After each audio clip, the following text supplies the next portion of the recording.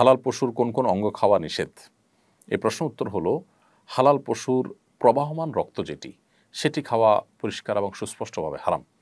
কোরআনে কারিমে আল্লাহ রাব্বুল আলামিন হারামের যে তালিকা উল্লেখ করেছেন তার মধ্যে দামে মাসফুহ বা প্রবাহমান রক্তের কথা উল্লেখ করেছেন। এজন্য কোনো পশুর গোশত খাওয়া হালাল হলেও তার প্রবাহমান রক্ত পান করা হারাম। অর্থাৎ শিরা উপশিরা যে রক্তটা প্রবাহমান থাকে, জবাই করার সময় যে রক্ত বের হয়ে থাকে, সেটি খাওয়া বা পান করা হারাম। এর বাইরে হালাল পশুর গোশতের সাথে যে রক্ত লেগে থাকে, বিশেষ করে বারবার রান্নার আগে ধোয়ার পরও পানিতে যে লালচে ভাব থাকে, সেটি খাওয়া হারাম নয়, কারণ সেটি প্রবাহমান রক্ত নয়। এছাড়া হালাল পশুর আরও কিছু অঙ্গ প্রত্যঙ্গ আছে যেগুলোকে ফোকাহ একরাম, বেশিরভাগ ফোকাহ একরাম মাকরুহ বলেছেন।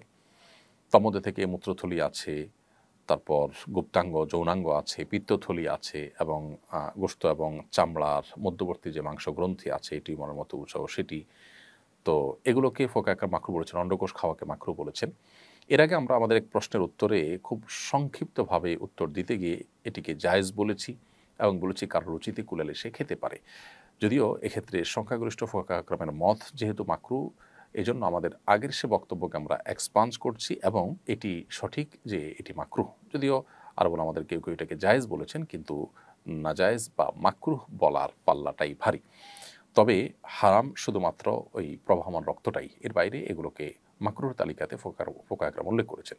এটি মাকরুহর সপক্ষে অনেকগুলো দলিল উল্লেখ করা হয়েছে, যে হাদিস উল্লেখ করা হয়েছে যে নবী সাল্লাল্লাহু আলাইহি ওয়াসাল্লাম 7টি অঙ্গ খেতে অপছন্দ করতেন। এই হাদিসের সনদ নিয়ে মুহাদ্দিসিন ইকরামের যদিও আপত্তি আছে। আর এর বাইরে কোরআনে কারিমে আল্লাহ রাব্বুল আলামিন আমাদের জন্য খাবায়েস খাওয়াকে নিষেধ করেছেন। আবার মানুষের রুচিতে বাধে, মেজরিটি মানুষের রুচিতে যেটা নেয় না, সে জাতীয় জিনিসকে ফোকাহ একরাম নানা দলিলের আলোকে মাকরুহ বলেছেন।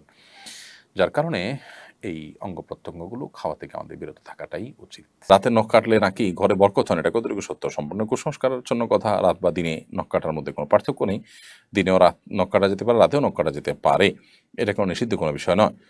মাথা ব্যথা দূর করার জন্য কোনো দোয়া বা আমল আছে কি না, দয়া করে জানাবেন। মাথা ব্যথা নয়, শুধু শরীরে যে কোনো জায়গায় যদি ব্যথা হয়, আমরা ওষুধ সেবন যেমন করতে পারি, নবী সাল্লাল্লাহু আলাইহি ওয়াসাল্লাম বলেছেন তাদাও, তোমরা যে কোনো রোগে আক্রান্ত হলে ওষুধ সেবন করো, নবী সাল্লাল্লাহু আলাইহি ওয়াসাল্লাম নির্দেশ করেছেন। অতএব ওষুধ সেবন করা, চিকিৎসা গ্রহণ করা এটি সুন্নাহ।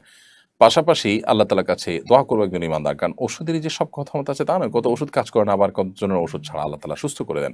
তো ইমানদার আল্লাহর অলৌকিক সাহায্য পাওয়ার আশায় তিনি আল্লাহ সুবহানাহু ওয়া তাআলার কাছে দোয়া করবেন ব্যথা দূরের জন্য। যে কোনো ব্যথা দূরের জন্য নবী সাল্লাল্লাহু আলাইহি ওয়াসাল্লাম সেখানে একটা দোয়া আছে, আউযু বিইজ্জাতিল্লাহি ওয়া কুদরাতিহি মিন শাররি মা আজিদু ওয়া হাযির। আবারও বলছি, যেখানে ব্যথা হয় সেই জায়গাটা ধরে, মাথা হলে মাথা, যে জায়গায় হোক সেখানে ধরে এই দোয়া পড়া, আউযু বিইজ্জাতিল্লাহি ওয়া কুদরাতিহি মিন শাররি মা আজিদু ওয়া হাযির। 7 বার এই দোয়াটা আমরা পাঠ করব। যে কোনো জায়গায় ব্যথা হবে সেই জায়গাটা ধরে, ইনশাআল্লাহ তাআলা ব্যথা দূর করবেন।